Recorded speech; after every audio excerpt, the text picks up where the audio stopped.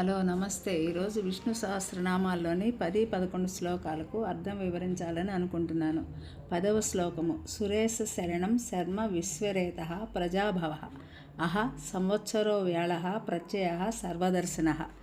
పరమాత్మ దేవతలకు అధిపతిగాను శరణ్యముగాను అంటే రక్షింపమని కోరిన వారికి అభయమిచ్చువానిగా, సహనముగాను అంటే సుఖదుఖములు తాత్కాలికమని తెలిసి సహనముగా యుండుట నేర్పినవాడుగాను, విశ్వమునకు బీజము వంటివాడు, జీవుల పుట్టుకకు కారణమైనవాడు, అలాగే దినములు సంవత్సరములు అన్నింటికీ కాలమైన వానిగా, విశ్వాసమునకు మూలము సమస్తమును దర్శింపచేయువాడిగా అర్థం చేసుకోవలను.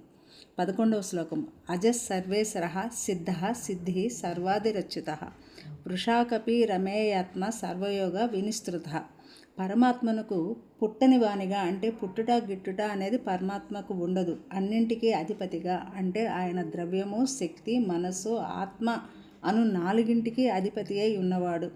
యోగ సాధన, యోగ సిద్ధి, పురికొల్పు సాధనమైనవాడు, అన్నింటికన్నా మొదటగానున్నవాడు, వర్షములు కలిగించి మరల స్వీకరించువానిగా ఉన్నవాడు, కొలతలకు అందని ఆత్మతత్వము కలవానిగా, సృష్టిని పుట్టించువానిగా ధ్యానము చేయవలను. ధన్యవాదములు.